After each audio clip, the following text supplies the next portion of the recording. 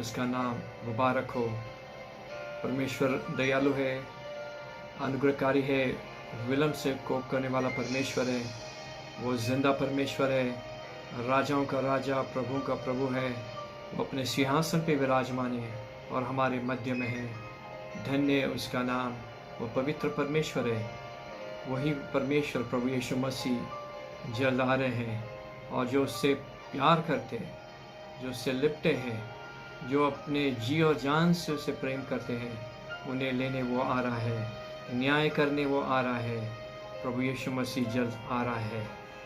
पिछले हफ्ते हमने देखा था कि प्रभु यीशु मसीह के पीछे चलने की कीमत, लागत और जो मूल्य है उसके विषय में हमने देखा था। और हमने लूका 14:25 से 30 ये वचन को हमने देखा था। और हमने ये देखा था कि यीशु के साथ बहुत बड़ा जनसमूह जा रहा था और उनके तरफ मुड़ा, और प्रभु यीशु मसीह ने उनसे कहा, यदि मेरे पास कोई भी आता है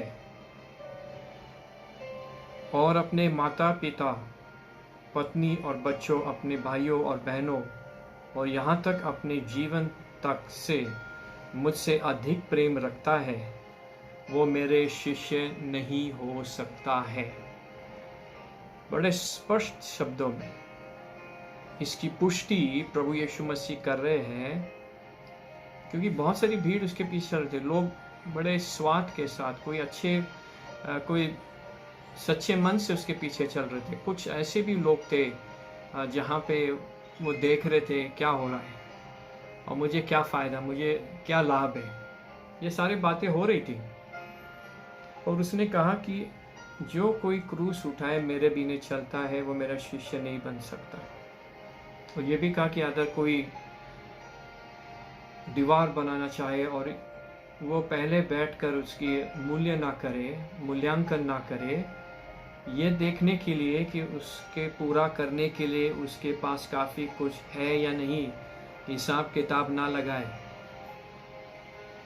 नहीं तो वो नींव डाल देगा और उसे पूरा ना करने पे जिन्होंने उसे शुरू करते देखा है, वो सभी हंस उड़ाएंगे और कहेंगे, अरे देखो, इस व्यक्ति ने बनाना प्रारंभ तो किया, पर ये तो उसको पूरा नहीं कर सका। प्रभु अपने वचन पढ़े जाने और सुने जाने पे आशीष और बरकत दे। प्रभु यीशु मसीह स्पष्ट रूप से यहाँ पे चेतावनी दे रहे हैं कि अगर मेरे पीछे चलना चाहते हैं तो ये कीमत चुकानी पड़ेगी। आज संसार में अलग विचारधारा, अलग सुसमाचार बताया जाता है कि आप आओ यीशु मसीह के पीछे, सब ठीक हो जाएगा। ठीक नहीं है। आपको यीशु मसीह उद्धार देने आए, अनंत जीवन देने आए, परमेश्वर का राज्य, उसके बातें समझाने के लिए इस दुनिया में आए, बाकी की बातें नहीं। और बहुत महत्वपूर्ण बात है कि हम जो है इस बात को समझे कि इसके पीछे कीमत है, और परमेश्वर चाहता है कि हम इस निर्णय में कायम रहे, बने रहे। और उसने ये भी कहा है कि आपका जीवन अस्थिर भी हो सकता है उसके मेरे पीछे चलने के, क्योंकि सताव का सामना, आलोचना होगी, आरोप होंगे, झूठे आरोप होंगे, आपको अस्थिर करने की कोशिश की जाएगी। और लेकिन प्रभु यीशु मसीह यहाँ पे कहते हैं कि काफ़ी चुनौतियाँ आएगी, समस्या आएगी। और उन्होंने ये भी कहा इब्रानियों 11 में कि ऐसे लोग हैं जिन्होंने यीशु मसीह के पीछे चलने की बहुत बड़ी कीमत को चुकाई। उन्होंने यातना सही, शोक, कारावास, पत्थर से मारने, यहाँ तक कुर्बानी करनी पड़ी और पलायन करना पड़ा, भागना पड़ा, बहुत सारी मजबूरियों का सामना करना पड़ा, बेसहारा भटकते हुए यीशु मसीह को नहीं छोड़ा, क्योंकि यही कीमत है। और कोई बात नहीं है, और कोई साधन नहीं है, आसान रास्ता नहीं है, कीमत तो चुकानी पड़ेगी। और हम इसमें सक्षम होना बहुत आवश्यक है। और यीशु ने हमें इस पाठ में चेतावनी दी है कि मसीह का सतही रूप से पालन करना संभव है। ये हो सकता है कि बहुत से लोग जो है दिखावा, सुपरफिशियल, ऊपरी ऊपरी बातें, मुंह में तो यीशु मसीह लेकिन दिल बहुत दूर है। कोई लेना देना है, स्वार्थ है कि मेरा हिसाब किताब जुगाड़ बैठा रहे, ये भी ठीक है वो भी ठीक है, मुझे मिलता जाए और बस उसको भी खुश रखो, इसको भी खुश रखो। लेकिन ऐसे प्रभु यीशु मसीह के साथ ऐसे खिलवाड़ हम नहीं कर सकते, ना खेल खेल सकते। और इसमें यह कहा कि 25 आयत में बहुत सारी महान भीड़ उसके पीछे चल रही थी। इस प्रकार की व्याख्या बहुत महत्वपूर्ण है। बहुत सारी भीड़, आज लोग भीड़ जो है ना, बहुत भीड़ है लोगों के पीछे, यीशु मसीह के पीछे बहुत भीड़ है। बहुत से उसमें से जो लोग हैं, अधिकतर जो है वो ऊपरी दिखावा है, ऊपरी दिखावा है, कुछ नहीं है, दिल से प्रेम नहीं करते, मुंह से बड़ी बड़ी बातें करते, लेकिन जो जीवन शैली है वो बहुत दुखदाई है। और बड़ी भीड़ से यीशु मसीह ज़्यादा प्रभावित नहीं हुआ। यीशु मसीह भीड़ के पीछे नहीं जा रहे थे। उनको जो वास्तविक रूप से जो उससे प्रेम करते, जो पीछे चलना चाहते, उसे वो देख रहा था। और इसलिए पीछे मुड़ के उसने स्पष्ट रूप से कहा, अगर आप मेरे पीछे आना चाहते तो यही बातें आपको करनी पड़ेगी। और वो जानते थे कि कहीं लोग स्वार्थी या सतही कारणों से उसका अनुसरण कर रहे थे, स्वार्थ। और ये रोमांचक चीज है। शायद आपके जीवन में ऐसे हो सकता है कि शायद आप किसी स्वार्थ से पीछे चल रहे हो, तो आप एक धोखे में हो, आप धोखे में हो। मैं आपको बताना चाहता हूँ कि यीशु मसीह कभी भी गलत भर्ती नहीं करते, अपने टीम में गलत भर्ती नहीं करेंगे। अगर आप इस सोच में हो कि इसको यीशु मसीह को कुछ पता नहीं है, लेकिन आप सब पता है, उसको सब पता है आप कितना प्यार करते और क्या उम्मीद रखते हो और किस चीज़ के लिए प्रभु यीशु मसीह के पास आ रहे हो, वो भी वो जानता है। और जिन्होंने उस सतही कारण या स्वार्थ कारणों से उसके पीछे पालन किया है, प्रभु यीशु मसीह कहता है कि ये नहीं चलेगा। और हम जानते हैं कि हमारे जीवन में बहुत से समय लड़ाई गर्म हो जाती है और बहुत सारे कारण जो होते हैं जिससे हम नुकसान पाते हैं। और इसलिए महान भीड़ को देख के प्रभु यीशु मसीह ने अपना रुख बदल दिया और शिष्यत्व के विषय में, शागिर्दी के विषय में इन मांगों को कहा कि आना है तो इन मांगों को आपको पूरा करना पड़ेगा। और जबकि विश्वासी और शिष्य के रूप में विकसित होना चाहिए, और जब तक हम इस जीवन में पूरी तरह कभी नहीं आगे बढ़ पाएंगे, शिष्यता में अगर हम नहीं बढ़ पाएंगे, तो उस आखिरी पड़ाव जो दौड़ है उसको हम पूरा कर नहीं पाएंगे। और मसीहा की आज्ञाकारिता में हम कोशिश करें। बहुत से लोग आज कोशिश नहीं कर रहे, प्रयास नहीं कर रहे कि मैं शिष्यता में कैसे बढ़ूं। प्रार्थना, दुआ, बंदगी, कलीसिया में जाना, ये सारे चीज़ें जो है उसमें बढ़ना नहीं चाहते, परमेश्वर के साथ समय नहीं बिताना चाहते, संगति में बढ़ा नहीं चाहते। वो अपने आप को, खुद को बेवकूफ़ बना रहे, अब खुद को धोखा दे रहे हैं। और वो कह रहे थे, यीशु मसीह कहेगा उस भयभीत दिन के मत्ती 7:23 में कि वो भयानक शब्द को सुनेंगे, मैं तो कभी तुझे नहीं जानता, मुझसे विदा ले, तूने अधर्म का अभ्यास करते हो। यह किसके लिए है?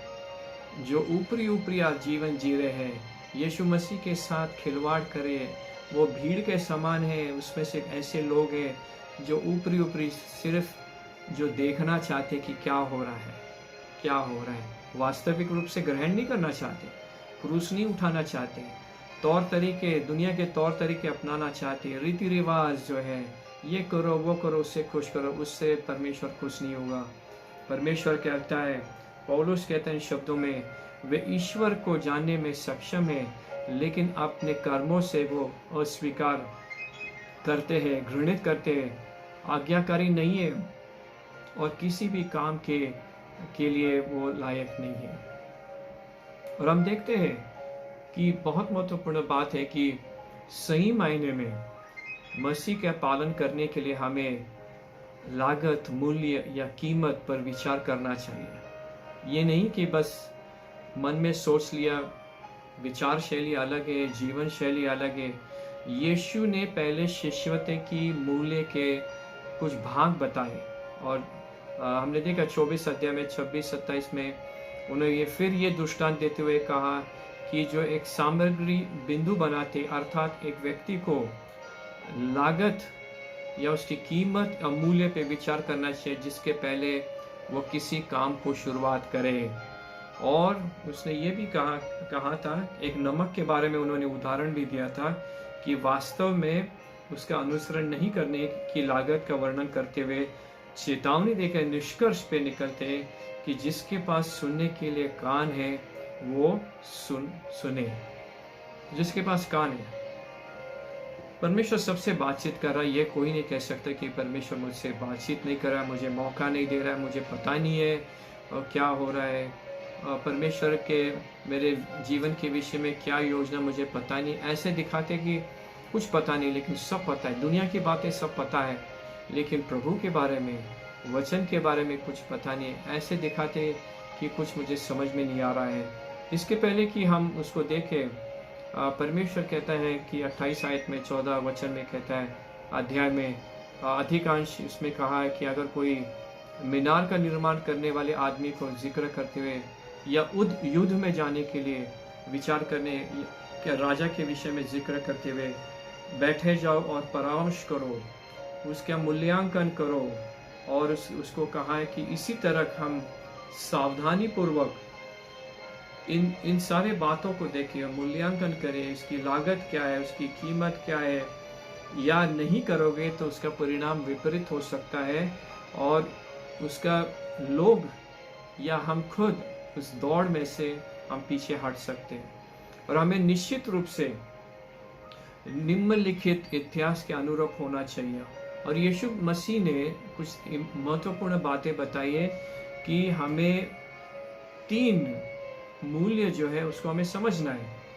3 मूल्यों को समझना है। उसने कहा कि जब हम निर्णय लेंगे, कभी शायद हमारे अपने परिवार और खुद अगर हम उससे नफरत ना करें। नफरत का मतलब ये नहीं कि हम अपने परिवार से नफरत करें, अपने आप से नफरत करें और परिवार की जिम्मेदारियों को ना निभाए, इसकी बात नहीं करें। हम ये कहना मांग रहे हैं कि यीशु मसीह को प्रथम स्थान देना, परिवार की जिम्मेदारियों को निभाना, बड़े खूबी से निभाना, निपुणता के साथ निभाना बहुत आवश्यक है। और आम तौर पर मसीह और हमारे परिवार के सदस्यों को प्यार करने के बीच कभी संघर्ष होता है, कभी युद्ध शुरू हो जाता है, जहाँ परिवार के सदस्य विरोध करते हैं और वो हम पे दबाव लाने की कोशिश करते हैं कि आप वापस इस पुराने जीवन में लौटे आइए और प्रभु यीशु मसीह के पीछे चलने में कोई फ़ायदा नहीं है, और एक प्रकार का दबाव डालने की कोशिश करते हैं। लेकिन हमें क्या करना है कि उस दबाव में हमें नहीं आना है, इस दबाव को दबाना है और यीशु मसीह को प्रथम स्थान देना है। और जिससे हम प्यार करते हैं, कभी ये हो सकता है कि परिवार के लोग जो है आपको आपके दुश्मन भी बन सकते हैं, आपसे नफरत भी कर सकते हैं। और परमेश्वर हमें चाहता है कि इस पे हम इस बात को समझें, गंभीरता को समझें कि परमेश्वर ने बेदाग मेमने की तुलना में उच्च स्थान पर, जिसने स्वतंत्र रूप से हमारे पापों के लिए बलिदान के रूप में खुद को पेश किया, एक बेदाग मेमने के तुलना में एक उच्च स्थान पे एक स्वतंत्र रूप में हमारे पापों के लिए एक बलिदान, वो है प्रभु यीशु मसीह ने खुद ने पेश किया। और हमें परमेश्वर ने उसने कीमत दी। और मैं आपको वापस बताना चाहता हूँ कि यीशु मसीह के पीछे चलने में बहुत बड़ी कीमत चुकानी पड़ेगी। और हमने देखा थे लूका 9:23 में, इस अध्ययन में हमने इस प्रकार विचार कर चुके हैं कि शायद हमें असुविधा, सताव, परेशानी का हमें सामना करना पड़ेगा। लेकिन हम देखते कि क्रूस का जो मौत जो है, जो सलीबी मौत है, वो उसमें बहुत धीमी गति से कुटिल मृत्यु है, मौत है। तो एक प्रक्रिया है, रोज प्रतिदिन हमें उस क्रूस को उठाना है, विरोध को सहना है, लोग हमारी खिलाफत करेंगे, और परमेश्वर कहता है कि दैनिक मृत्यु की प्रक्रिया को देखना है, दैनिक रोज, और इस नाम के लिए हमें तिरस्कार सहने की इच्छा इसका मतलब है कि हमें उसको तैयार करना है।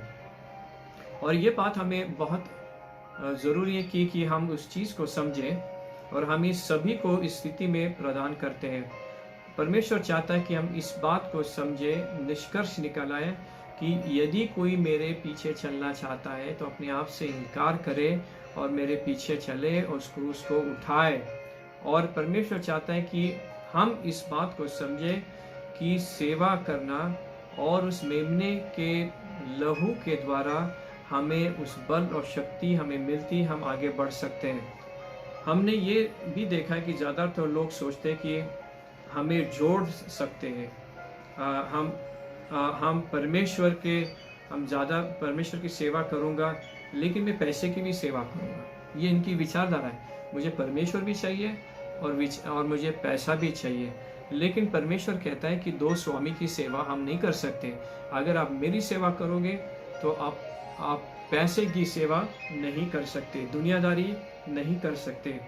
और लूका 16:13 में स्पष्ट रूप से लिखा है, दूसरे शब्दों में आप अपनी आध्यात्मिक आवश्यकताओं को पूरा करने के लिए रूप में यीशु को अपने भौतिकवादी जीवन शैली में शामिल नहीं कर सकते। भौतिक वाली संसारिक, उसमें वहाँ पे उसको कहीं आके उसको लगा नहीं सकते।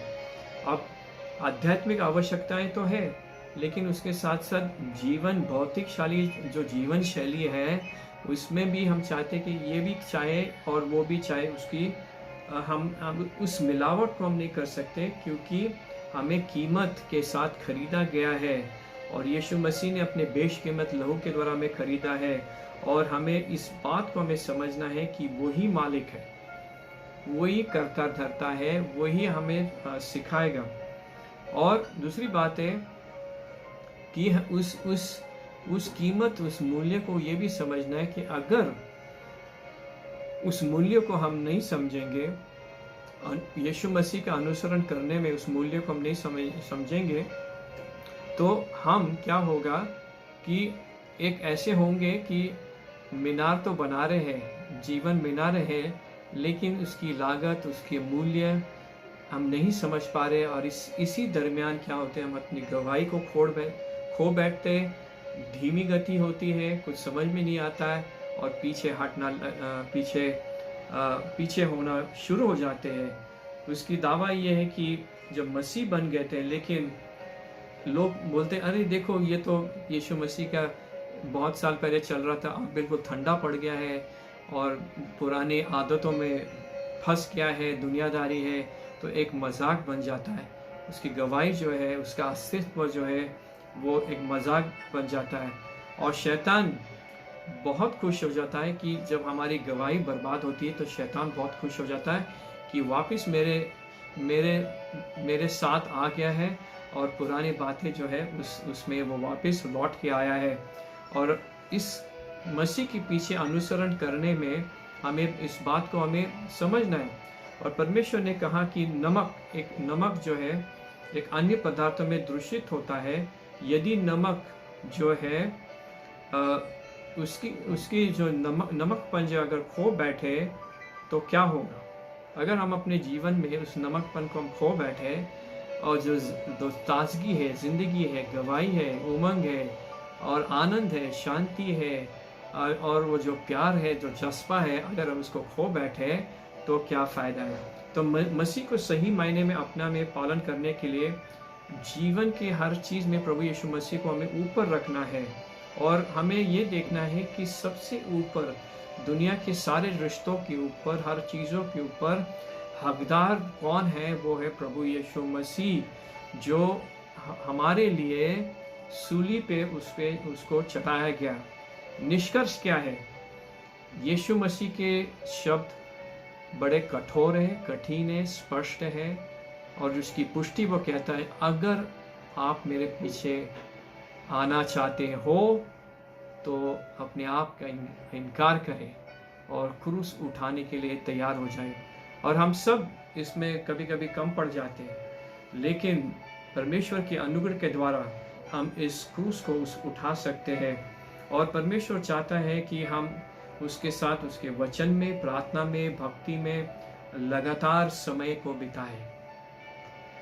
ये एक बड़ी सुंदर खूबी है शिष्यत्व में, यीशु मसीह के पीछे चलने में प्रार्थना में, भक्ति में, स्तुति आराधना में हम लगातार समय को बिताएं।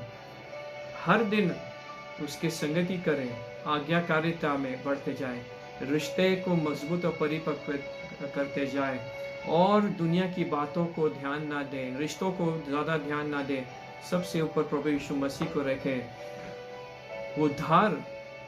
उद्धार जो है वो है सबके लिए, उद्धार है, मुफ्त नहीं कहूँगा, सबके लिए है। लेकिन जब आप उसको प्राप्त करते, यीशु मसीह के द्वारा जो उद्धार को जब आप प्राप्त करते हो, तो आपको सब कुछ देना पड़ेगा। उस कीमत, उस लागत, उस मूल्य को आपको समझना पड़ेगा, उस कीमत को चुकाना पड़ेगा। और सही मायने में यीशु मसीह के अनुसरण करने के लिए हमें लागत, मूल्य पे विचार करना आवश्यक है। उसके बिना इस जीवन के पश्चात अनंत काल का जो जीवन है, वो तो ताज जो रखा है, जो प्रभु यीशु मसीह के पीछे चलने वाले लोगों के लिए, उनके लिए वो रखा है, जो उसमें सही मायने में जो उसके शिष्य है, सही मायने में जो शिष्य है, वही उसके साथ हमेशा हमेशा के लिए रहेंगे। तो मैं कहना चाहूँगा कि जिसके पास कान है वो सुन ले। परमेश्वर आज भी मौका दे रहा है कि हम शिष्यता में बढ़े। अगर आपने अपना जीवन प्रभु यीशु मसीह को नहीं दिया, तो आप अपना जीवन प्रभु यीशु मसीह के दीजिए, तौबा करिए, पश्चाताप करिए, पापों का अंगीकार करिए और उस अनंत जीवन को प्राप्त करिए। परमेश्वर आप सबको बरकत दे, आपके परिवार पे, आपके घराने पे परमेश्वर की असीम शांति और बरकत आप सबके साथ रहे। आमीन। शालोम।